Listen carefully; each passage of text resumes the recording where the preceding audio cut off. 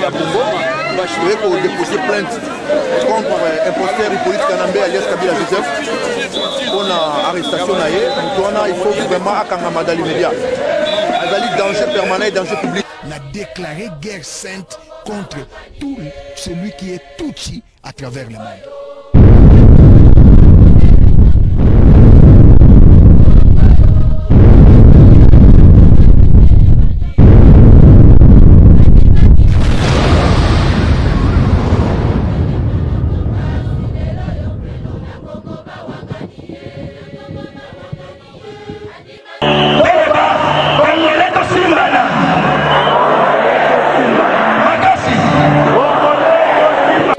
Je parle de Kagame avec ses acolytes et des puissances qui sont... Ça, c'est le peuple congolais qui est souverain, qui doit prendre ses responsabilités.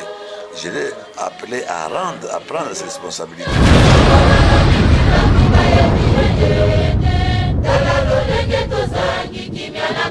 Chers compatriotes congolais, tous ceux qui veulent détruire ce combat par manque d'amour patriotique doivent immédiatement arrêter. Parce que c'est des grands enjeux qui sont mis derrière l'avenir de ce peuple. À moins que vous soyez aveugles pour ne rien voir. Même les aveugles ne voient pas ce qui se passe mais comprennent tout de même que la RDC est en danger. Si vous pensez que derrière ce combat vous pouvez devenir une star ou gagner de l'argent, alors nous vous conseillons d'aller chercher ailleurs. Vous vous êtes trompé d'endroit. Le Congo a besoin d'apport de chaque fils et fille du pays pour bouter dehors l'ennemi visible et invisible qui sont à la base de cette guerre à basse intensité. Plus de 10 millions de morts, viols d'hommes et femmes, vol de richesses du sol et sous-sol congolais, usurpation de nationalité.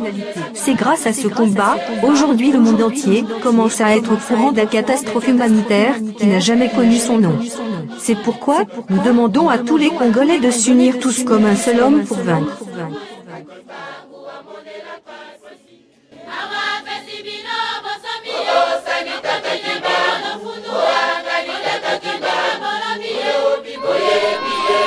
Diplomacy is vital.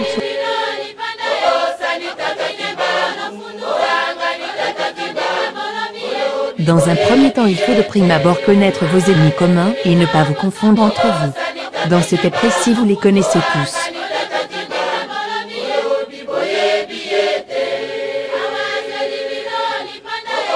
1.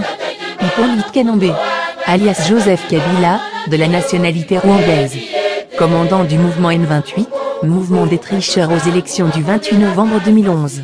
Envoyé en mission spéciale de Paul Kagame depuis 2006 en vue de balkaniser la République démocratique du Congo. 2.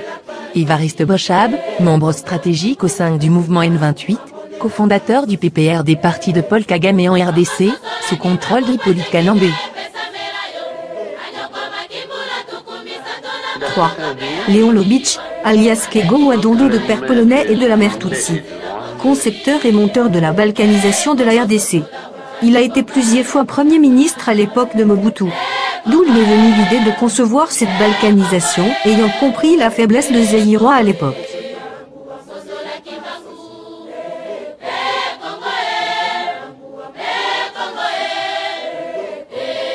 4.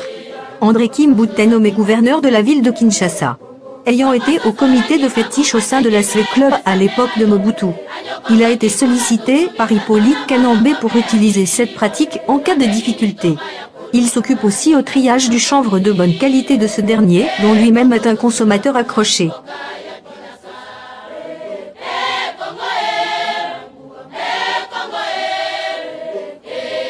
5.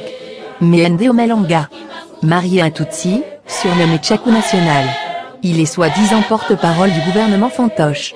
Son rôle principal est de défendre Hippolyte Kanambe contre toute accusation portée sur lui. Car ce dernier est un imbécile, idiot, un illettré. Il n'est pas capable de tenir une conférence de presse qui n'est pas préparée d'avance. Il est incapable de diriger un village de 10 personnes vu son quotient intellectuel.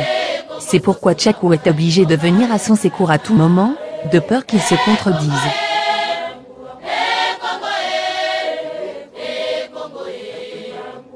6. Matata Ponyo. Nommé Premier ministre du gouvernement N28, mouvement des tricheurs des élections du 28 novembre 2011. Élection auquel Tshisekedi était devenu président de la République démocratique du Congo. Matata Ponyo a joué un rôle clé à l'élimination physique de Katumba Muanke, un des cofondateurs du PPRD. Après avoir pris conscience en tant que fils du pays, il voulait mettre Hippolyte Kanambé hors d'état de nuire. Malheureusement, ce dernier s'est comploté contre lui, en lui ôtant sa vie. Pour lui récompenser, il a été nommé Premier ministre.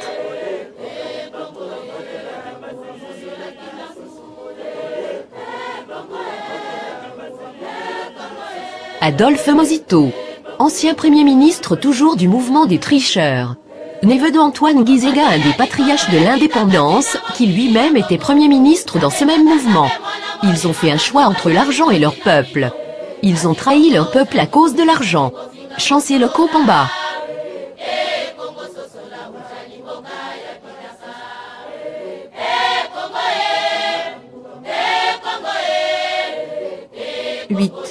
Moïse Katumbi. De la nationalité douteuse, l'un des responsables de la mort de Katumba Muanke. Gouverneur de la province du Katanga, machine tournante de la vente d'uranium. Il travaille au compte de Hippolyte Kanambé en complicité avec les multinationaux.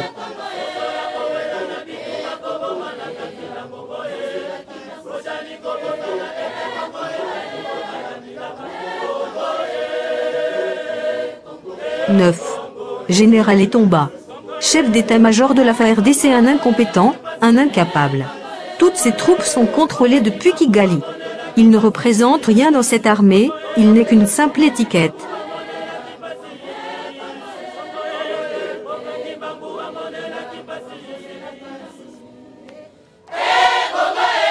Général Biseni Dimana. De la nationalité rwandaise. Il est la 5e colonne de l'armée rwandaise, pour déstabiliser des vrais militaires congolais.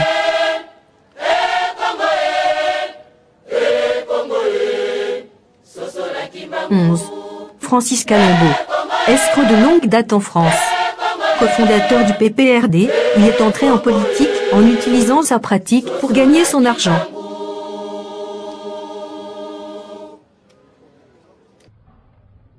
Les ennemis du peuple congolais sont tellement nombreux, nous sommes incapables de les énumérer tous.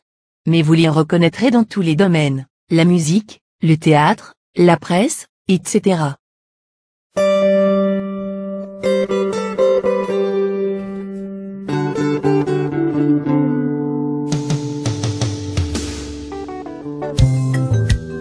Guy Mayolas, écoutez-moi ça.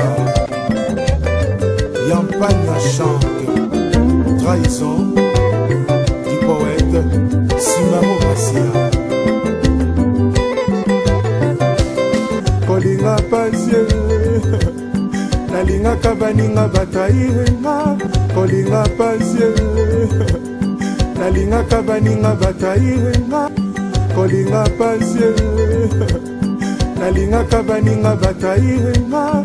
Kolingo pasie, nalibala bafutinga n'infidélité. Mango ye bongo, nalingaka mongo na binanga. Mango ye bongo, nalukaka mongo na binanga. Bongo elakisinga infidélité. Lelo na poche nanga lobi ya Beverly, lobi na poche ya Teddy Kinzala, lobi kuna na poche ya Fangu Pezo, lobi kuna na poche ya Kimayolas. Ekosuka na poche ya Pepe Kale, na mema ye na bara koma kuna tikali. Apesinga masanga boko zonga nako, tokende na zando tokoma kuna tikali. Il n'y a personne dans le gouvernement congolais, en commençant exactement par sa tête, qui n'ait pas d'association avec nous.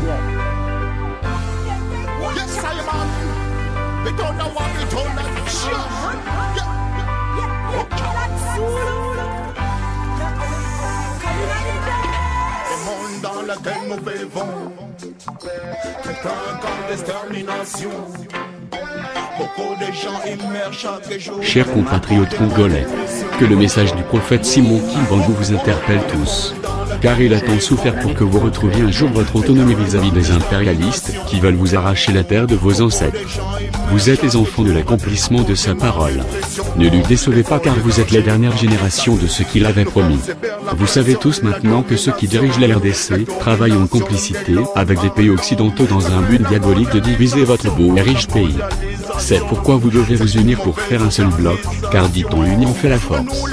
Pour dénoncer avec énergie tous ceux qui sont derrière cette situation, évitez de vous disputer le leadership au risque de vous séparer et que cela puisse profiter aux ennemis du Congo. Et que chacun puisse apporter son idée dans le respect tout en acceptant la capacité des uns et des autres pour que cela puisse ajouter une force supplémentaire dans votre combat. Évitez surtout les injures, la calomnie, les discussions stériles entre vous. En bref, évitez les conflits inutiles qui n'apporteront rien dans ce combat. Essayez de respecter ceux qui sont âgés et ont beaucoup d'expérience dans ce combat, car c'est à partir d'eux que toutes les stratégies sortiront. Évitez de devenir leur fanatique, car cela risque d'engendrer la jalousie, cela contribuera à la déstabilisation du combat et profitera à vos ennemis. Dès que vous remarquez parmi vous des gens qui veulent se faire croire plus capables tout en cherchant à se faire des leaders par force, se méfiez d'eux car cela est possible que ce genre de personnes cherchent plus leurs intérêts personnels que les intérêts de la nation tout entière. Chers compatriotes congolais, dans un combat il y a toujours deux aspects, l'aspect physique et l'aspect spirituel. L'aspect physique, c'est l'accomplissement de l'aspect spirituel. C'est pourquoi, vous remarquerez, quelqu'un qui a un esprit faible sera incapable de combattre son adversaire, par peur des aspects extérieurs de ce dernier. Il va préférer céder à ses exigences, de manière que celui-ci ne lui écrase. À titre d'exemple, je vous citerai tous ces collabos, qui sont des vrais Congolais, mais qui préfèrent céder aux exigences de leur maître Hippolyte Kanambe, jusqu'au niveau d'accepter de détruire son peuple et brader sa terre au profit de celui-ci bien qu'ils ont compris qu'il est rwandais, et commanditaire de tous les massacres en RDC. Mais tellement qu'ils sont faibles dans leurs esprits, ils préfèrent lui entonner des slogans inutiles, soi-disant c'est lui le bâtisseur, l'unificateur, en échange de leur protection contre la rage de peuple de l'Empire Tutsi. Malheureusement, il finira par leur détruire parce qu'il a compris qu'ils sont spirituellement faibles. Par contre, vous qui êtes combattants résistants, vous devez renforcer votre spiritualité de manière à ce que vous soyez capable de vous défendre contre toute force du mal, car, dit-on, une arme forgée contre vous sera nulle et sans effet. Vous devrez être plus puissant par rapport aux aspects extérieurs que la force du mal présente. Évitez d'être corrompu car c'est le premier acte que la force du mal utilise pour anéantir une puissance spirituelle. Si ce dernier n'arrive pas à vous tenter, il va devenir très furieux. Pour vous faire croire qu'il est capable de vous détruire.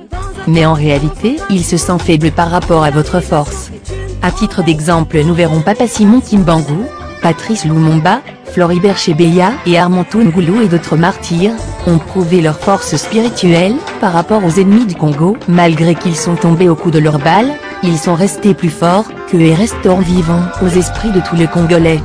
Nous citerons aussi le président Étienne Tshisekedi, qui depuis l'époque de l'indépendance, jusqu'aujourd'hui n'a jamais changé d'un seul iota vis-à-vis des impérialistes, c'est parce qu'il se sent toujours plus fort spirituellement qu'eux, c'est ainsi qu'ils ont peur de lui.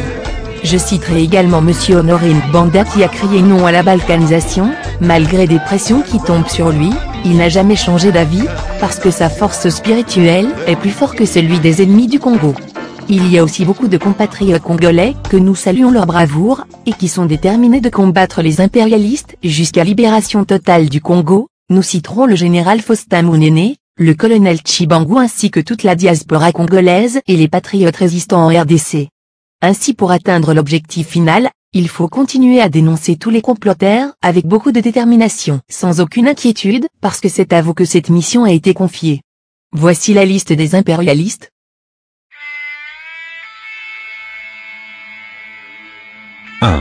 Les gouvernements des pays membres permanents du Conseil de sécurité, tels que les États-Unis, la France et la Grande-Bretagne. De non-assistance du peuple congolais en danger de mort de la part du Rwanda. Qu'il le laisse perpétrer le génocide du peuple congolais, dont le tort est tout simplement d'être des Noirs et d'être nés sur un pays riche. 2. L'Union européenne, dont le prix Nobel de la paix leur avait été indûment décerné, du fait de leur complaisance à l'égard du régime du Paul Kagame dans ses actions criminelles en République démocratique du Congo. 3. Hippolyte Kanambe alias Joseph Kabila. Un sujet aussi rwandais à la tête de la République démocratique du Congo, en 2006 avec l'aval de George Bush et de Jacques Chirac au moyen d'élections truquées financées par l'Union européenne. Que la condition exigée à celui-ci, pour rester au pouvoir, était qu'il se taise sur les incursions rwandaises à l'est de la RDC et sur les atrocités commises par les hommes de Kagame. 4. George Bush Jr. a servi comme un conseiller privé de Barrick Gold, un multinational qui tue et massacre la population. 5. Brian Mulroney, ancien Premier ministre du Canada et parmi les directeurs de Barrick Gold. 6. Edward Snowden. 7. Howard Baker, ancien sénateur américain. 8. J. Trevor Breton, un membre du Sénat canadien. 9. Vernon Jordan, l'un des avocats de Bill Clinton. 10. Bill Clinton et Kagame, les instigateurs du génocide congolais à la suite de l'assassinat et du crash de l'avion de l'ancien président rwandais Habyarimana, dont ils furent également les auteurs. 11. Tony Blair, le conseiller personnel de Kagame, c'est lui qui l'encourage tous les jours de poursuivre des activités criminelles en RDC. 12. Langlo Ashanti, appartenant à Kofi Annan, ancien secrétaire général des Nations Unies, qui travaille en partenariat avec Anglo American, une propriété de la famille Oppenheimer qui en son tour est en partenariat avec Barrick Gold, basé au Canada. 13. L'Anglo American PLC, basé à Londres, détient 45% des actions dans De Beers, qui contrôle le quasi-monopole. Il nous apparaît aujourd'hui clair que cet homme est également comptable de crimes commis en RDC et que c'est lui, au travers de la MONUC, qui avait mis en place des structures de pillage de matières premières de la RDC, qui sont négociées à Kigali, Entebbe, Kampala et Bujumbura.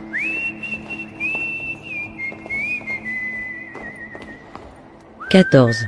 Le groupe Forest a une longue histoire d'exploitation au Congo, plus que tous les autres. Ce groupe a acquis ses premières concessions minières au Congo avant la déclaration de l'indépendance du Congo belge. Le groupe Forest, qui comprend aussi le groupe OM basé à Ohio, dispose de plusieurs concessions minières au Katanga. Le Sherman George Forest, ancien PDG de la compagnie minière de l'État congolais, l'AGK Mine, est propriétaire de New Lachos, une firme qui fabrique les armes. 15. Le groupe Adastra Mining, qui est l'un des partenaires miniers de Barrick Gold. Adastra Mining, connu sous le nom d'American Mineral Field, AMFI, AM, elle a eu d'autres appellations, basée à Hope, Arkansas, la ville natale de Bill Clinton. Adastra jouit de relations de proximité avec Lazard Kaplan International Inc., la plus grande compagnie de courtage diamantifère aux États-Unis, et dont le président n'est autre que Maurice Tempelsman, qui a toujours été un conseiller des affaires africaines dans les administrations américaines successives. Il a aussi été le consul général honoraire américain pour la République démocratique du Congo. Ils sont bêtes et méchants. Cette liste n'étant pas exhaustive, nous exhortons les résistants et combattants de la diaspora congolaise à dénoncer tous les mafieux de la République démocratique du Congo meurtris. Tous les charognards qui pillent les ressources tant naturelles que minières de la RDC et créent la désolation dans la partie est du pays doivent savoir qu'il n'est pas possible de tromper tout un peuple tous les temps. Omoni Moluki, Belela, Mungita. Ils s'en foutent de toi et moi. Ils s'en foutent de nos parents, ils s'en foutent de nos enfants. Les salauds ont mis le feu à mon paradis. Ces salauds ont mis le feu au paradis. Ces salauds ont mis le feu à mon paradis. Les salauds ont mis le feu au paradis. Les salauds ont mis le feu à mon paradis. Ces salauds Sala,